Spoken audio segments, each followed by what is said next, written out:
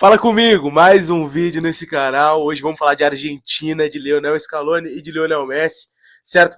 Cara, atual campeã do mundo, um futebol bem jogado a cada dia que passa, acho que mais bem jogado. A gente viu um jogo que era, muita gente falava, né? Todo mundo correndo pro Messi, batendo em todo mundo, e quando a bola cai no pé do Messi ele resolve, mas não é bem assim. É um time que passou a jogar um futebol mais bonito desde que ganhou a Copa do Mundo, e acredito muito que a gente possa ver muito desse futebol, principalmente na fase de grupos, ter adversários acessíveis. Então, é um time que e também fez um ciclo de Copa de enfrentar adversários mais fracos, né? Querendo ou não. Vi muita gente questionando esse fato, inclusive que a Argentina não se preparou para 2026 como deveria. Eu acho que assim, cara, depois de ser campeão do mundo, tem um meio que um fizeram um tour da taça da Copa, né, irmão? Um time campeão do mundo, passando por vários lugares e tal, e jogando jogos acessíveis, goleadas, shows e jogando muito futebol, um ciclo que chega com a seleção leve, não chega cobrado, ganhou uma Copa América durante o ciclo também, não chega com turbulência como chega o Brasil, por exemplo, na minha visão. Vamos pro campo tático, vamos falar de futebol, tá? Escalação da Argentina na tela. Eu imagino a Argentina disposta com o Paredes como 5 a princípio, mas vamos começar do gol, vai, vamos um por um. Dibu Martinez. Cara, eu já considerei muitas vezes um goleiro superestimado quando a gente fala de clubes. Acho que, pô, ganhou troféu de melhor goleiro do mundo, ganhou. Enfim, cara, eu não acredito que ele seja um goleiro dos melhores do mundo. Papo de top 3 4 não acho. Mas, quando ele veste essa camisa da Argentina, irmão, o cara vira outra parada. Assim, é um absurdo de goleiro. E também uma coisa que eu sinto: goleiro tem que ser maluco. E ele é um lunático. Ele é, assim, doente, ele é doentaço, ele é maluco. Então, muitas das vezes, ele colabora o estilo de jogo dele, o estilo dele enquanto pessoa, colabora com esse estilo da Argentina também. Ele é muito argentino, né? Dá pra se dizer assim. Na Nahuel Molina na direita, lateral do Atlético de Madrid. Eu acho ele bom lateral, lateral correto. Numa crise de laterais que a gente vive no futebol mundial, ele faz a função muito bem. Não acho que devem nada para a maioria dos laterais dessa Copa. Não chega como um dos melhores do planeta, muito longe disso, inclusive, mas é um excelente lateral de alto nível do futebol mundial. Dupla de zaga, Romero e Otamendi é um dos pontos de questionamento que eu tenho, cara. O Romero fez uma temporada de Tottenham complicadíssima, assim como todos do Tottenham, né, irmão? Tottenham fez uma temporada trágica, quase rebaixado.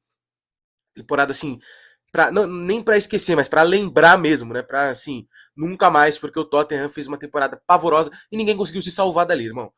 Se a gente pegar os principais jogadores que a gente imaginava em Copa do Mundo, o Richarlison a gente não queria, mas a gente imaginava. Não conseguiu nem ir para as últimas listas do Ancelotti porque não conseguiu desenvolver o futebol. O Solanke, o inglês, que poderia talvez aparecer nessa lista, não apareceu na lista da Inglaterra também porque não fez uma boa temporada. Coutinho Romero é mais um desses caras, se lesionou durante o processo, é o capitão do time, então ficou meio que uma figura desse fracasso do Tottenham. E o Otamendi, cara, o Otamendi, eu tenho uma questão com ele que assim, ele é mais um desses caras da Argentina, principalmente, que a gente tem um pouco de, assim, tá, eu não sei nem o time que ele joga às vezes, mas na seleção eu sei que ele vai vestir a camisa e ele vai jogar. E ele é o titular da Argentina como sempre, sabe? Ele é jogador da Argentina. E aí ele pinga de clube em clube às vezes, entendeu? Ele tava no Benfica agora, a gente sabe disso, claro. Agora ele tá indo pro River Plate no pós-Copa do Mundo, acredito que mais pra uma reta final de carreira, no River, jogando na América do Sul, jogando em casa. Assim, eu acho um bom zagueiro, tenho minhas questões com ele enquanto. Não vou nem falar ser humano, porque eu não sei. Enquanto o caráter esportivo dele, mas enfim, é um bom zagueiro e que, quando veste a camisa da seleção argentina, sempre desempenha muito bem. Lateral esquerdo, Tagliafico. Mas acho que é basicamente espelhar o que eu falei do Molina pro Tagliafico em alguns momentos. Achei ele um pouco mais técnico, talvez, mas é um cara comum da bola e que os dois eu acho que podem sim pisar no campo ofensivo, diferente dos laterais do Brasil, como eu falei no último vídeo. Se você não assistiu como joga o Brasil, assiste lá, que são laterais do Brasil que não vão nem passar o meio campo. O Wesley vai, mas enfim. Laterais que possivelmente não passem o meio campo, esses dois podem passar e podem contribuir, mas não de uma maneira sensacional. Meio campo, eu começo com Paredes nessa escalação. Há um questionamento forte sobre a condição física do Depou, jogando nos Estados Unidos, etc. O Paredes jogando no Boca vem bem, mas acredito que pode haver uma disputa por essa vaga. Acho que podem até jogar juntos em alguns cenários que a gente vai mostrar aqui. McAllister, jogador de Liverpool, alto nível da temporada quer dizer, alto nível de Premier League, alto nível, alto escalão europeu. Uma temporada do Liverpool complicada, ele foi acho que um dos poucos que salvou ele foi Zoboslai, e ele é esse cara um pouco também que fez uma temporada regular, assim. Acho que nada absurdamente ruim, não vem em má fase, mas também não chega voando, absurdo, como chegam outros caras. Enzo Fernandes. Mais um que eu tenho minhas questões extra-campo, mas não vou debater. Enzo Fernandes é um baita volante, um baita meio-campista, pode jogar mais recuado como um 5 até um quase 10, 8,5 ali, como a gente gosta de dizer. É um cara muito técnico, mas que ao mesmo tempo tem muita pegada e intensidade física. É o que a Argentina precisa, tendo o Messi em campo. E até acredito que ele caia mais para esse lado direito, ou se o Depou jogar, seja esse cara do lado direito, para ser meio que um guarda-costas do Messi em alguns momentos, para recompor mais do que ele naquele lado ali e deixar ele andar defensivamente. Por falar em ataque agora, não falei em ataque, né? Mas você entendeu. Almada, Atlético de Madrid. Cara, é muito bom. Eu acho ele craque. Sou muito fã. É uma Argentina que não joga com pontas, né? Joga com meia ponta de um lado e um gênio extraterrestre que joga em qualquer posição do outro. Mas o Almada, eu acredito nele vindo muito por dentro, pouco atacando espaço, por exemplo, acho difícil. Mas ele é um cara de muita qualidade, muito refino técnico para essa Argentina que joga com troca de passes e com associações curtas e aproximação. Ele é um cara muito importante para isso. Julian Álvares do Atlético de Madrid também, muito jogador do Atlético de Madrid aí. Julian Álvares é muito bom. Tá indo pro Barcelona, aparentemente, inclusive. É muito bom, cara. Eu gosto muito do estilo de jogo dele. E tão bom que você tem o luxo de ter um Lautaro Martinez no banco. É um centroavantaço. O Julian Álvares, muita velocidade, associa muito bem com a bola no pé também. Então ele é meio que um centroavante quase que ideal para jogar junto com o Messi. E aí você tem o Messi. Precisa falar do que é o Messi? É, assim, cara, muita gente questionando como que o Messi chega pra Copa. E eu acho que é unânime que ele chega voando mais uma vez. É assim, cara, desculpa, eu não tenho como questionar uma fase da carreira do Messi que ele não esteve bem. E essa é mais uma delas. Ah, tá jogando nos Estados Unidos. Beleza, irmão. E o que eu faço com essa informação? É um absurdo de jogador, cara. É o Lionel Messi. E um time que joga olhando pra ele. Então, cara, ele vai desempenhar mais uma vez na Copa do Mundo num nível absurdo. E principalmente na fase de grupos, como eu falei, de jogos acessíveis. Acho que ele vai voar, tá? Esquece. Enfim, vamos para a segunda opção? A segunda opção que eu. Ah, não, na verdade não mudou, né? Eu não mudei. Esquece, vamos pro próximo. Tô metendo louco. Aqui. Movimentações ofensivas. Eu tinha mudado, na verdade, porque eu ia fazer com jogar as paredes e depois juntos, mas isso é mais pra frente. Vamos lá, movimentações. O que eu imagino? Dois pontas que vêm por dentro para associar num jogo de bola no pé, mas que podem jogar pisando na linha lateral também. Messi e Almada. Messi pode receber bola em qualquer lugar do campo, tá? Qualquer lugar do campo que tiver linha de passe para ele, ele pedir a bola, possivelmente ele vai receber. O Almada, acho que tem mais limitação de movimentos para ele, óbvio, mas ele é um cara que vem da esquerda para dentro para jogar com bola no pé com associação com o meio campo. Então talvez ele vire um quarto/quinto meio campista ali para fazer esse jogo andar, e um Tagliafico e um Molina que vão ter liberdade para avançar, e o Paredes, que eu coloquei essas duas setinhas pro lado, que vai fazer esse jogo andar. Vai fazer esse para-brisa, vai ser esse volante camisa 5 que faz o jogo andar para um lado e para o outro. Talvez se o Depou jogar, eu acho que talvez o Enzo Fernandes baixe para fazer essa função e o Depou jogue mais avançado, por ser um cara de mais pegada também, não perde pressão ali, ele pode ser esse cara importante. Beleza? Coloquei as associações aqui porque que eu acho isso importante também. O Messi, qual que é o ponto do Messi?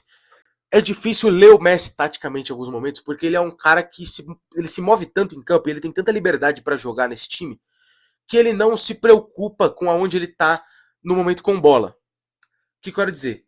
Nesse momento aqui, a gente tá imaginando que a bola tá no lado do Almada e do Enzo Fernandes, ali, Julian Álvares e Tagliafico. Se a bola tá ali, tá tendo troca de passes ali, triangulação, associação, o Messi pode sair lá do lado dele e aproximar para jogar como ele tá fazendo ali, como um 10. Logo, o McAllister tem espaço para avançar naquele setor, se ele não aproximar para jogar com a bola no pé também. Ele tem espaço para criar amplitude para cá, e o Molina para criar profundidade. O Molina pode ir embora, pode passar reto, porque se o lateral esquerdo inventar de acompanhar o Messi por dentro, ele deixa espaço. Então ele precisa ficar posicionado, um lateral do time adversário, no caso o lateral esquerdo, para deixar o Messi ser marcado pelo meio campo nesse momento. Eu acho que é difícil por isso que a gente não vê Messi sendo marcado individualmente. Porque, cara, ele move tanto que ele descobre setores. Então o Molina poderia ter espaço para avançar ali. Acho que ele vai ter espaço de qualquer jeito, porque o Messi vindo por dentro, não fica ninguém ali, ele vai avançar. Enfim, é um lateral que pode contribuir bastante por esse lado ali. A gente pode ver uma grande evolução do Molina, inclusive, ofensivamente nessa Copa. Outra opção é jogar com 4 meio-campistas. Eu acho que é uma variação que o Scaloni pode trazer a depender do adversário. Inclusive, eu acho que se fosse o Brasil, talvez ele fizesse isso. E aí cabe ao Ancelotti essa interpretação. Porque eu acho que ele faria isso. O Brasil joga com 2 meio-campistas, Casemiro e Bruno Guimarães, e defensivamente baixa numa linha de 4, né, mas que são duas linhas paralelas de 4, né, e aí dois caras que sobram mais à frente. Porque eu acho que ele entraria assim, para ganhar o meio campo. Depô e Paredes, Enzo Fernandes e McAllister com muita pegada e muita intensidade, um nível físico muito alto. Então acho que se o Brasil fosse enfrentar a Argentina, talvez ele fizesse isso, abrindo mão do Almada para ter um Depô, para ter um cara de mais força física, mais intensidade nesse meio campo e preencher mais o espaço do meio, ganhar o meio campo. Foi assim que a Argentina enfiou 4 no Brasil. Entrou com 5 meio campistas, o Brasil entrou como se fosse jogar uma pelada de final de ano, com 2 caras e 4 na frente, e tomou-lhe numa saraivada lá na Argentina, porque a Argentina entrou com... Cara, a Argentina engoliu o Brasil no meio campo, o Brasil não saía. E a Argentina roubava bola, jogava, e não tem jeito. A Argentina faz muito isso. Esse perde pressiona pode ser muito importante. Por mais que tenha o Messi que não pressiona, eu acho que uma pressão curta do Messi, num espaço curto de tempo, um pique curto para tentar roubar a bola, ele é muito inteligente em fechar linhas de passe e ocupar espaços. Eu acho que pode ser muito importante para essa Argentina também, assim que perde a bola. Coloquei 2 opções também para a gente fechar, que são com pontas mais agudos. O que seria isso? Abrir mão de ter o Almada do lado esquerdo, ter o Messi como um cara que se posiciona da maneira que quiser ali pela direita, e ter o Juliano Simeone. Juliano Simeone do Atlético de Madrid também, filho de Diego Simeone. Cara, é muito rápido, é muito intenso o Juliano Simeone. De atacar muito o espaço, então pode ser bom em associar com o Messi. Um estilo arco e flecha, um cara que ataca o espaço pro Messi achar ele, mas principalmente no momento defensivo também. Principalmente não, mas também no momento defensivo. É um cara que ajuda muito a recomposição, que busca o lateral lá na bandeira de escanteio, quando você vai ver ele já tá no ataque de novo, porque é um cara muito intenso e fisicamente muito bom. A outra opção desse ponta mais intenso seria o Nico Gonzalez, que também joga no Atlético, mas joga pelo outro lado. Acho que até para fechar uma linha de 4 defensiva, né, com o Enzo cobrindo um lado direito aqui pro Messi, os 2 volantes, como o McAllister baixando na linha do Paredes ali e o Nico Gonzalez descendo para fechar uma linha de 4 e esperar o adversário em alguns momentos do jogo. A Argentina pode fazer isso muito bem. Dito isso, é uma Argentina, vamos voltar para a escalação aqui. É uma Argentina que pode muito bem mudar e se moldar a jogos específicos, como deu o exemplo do Brasil, porque o Scaloni fez isso na última Copa. O Scaloni ganhou uma Copa assim. Ele perde o primeiro jogo e ele começa a adaptar o elenco, adaptar a escalação que ele faria, o estilo de jogo que ele jogaria, a depender do adversário que ele enfrentar. Então ele não tem um 11 definido. Ele se adapta, ele é um camaleão. Nossa, grande termo. Ele é um cara que ele pode adaptar o seu elenco muito a depender do seu adversário. Então por isso é difícil ter essa leitura de como a Argentina vai jogar exatamente todos os jogos, mas enfim. Se você gostou desse vídeo, faça o favor e deixa o like nesse vídeo, se inscreva nesse canal maravilhoso, compartilha aí, hypa, faz o que você quiser, comenta sua opinião e é isso aí. Forte abraço, tamo junto, fica com Deus e é nóis.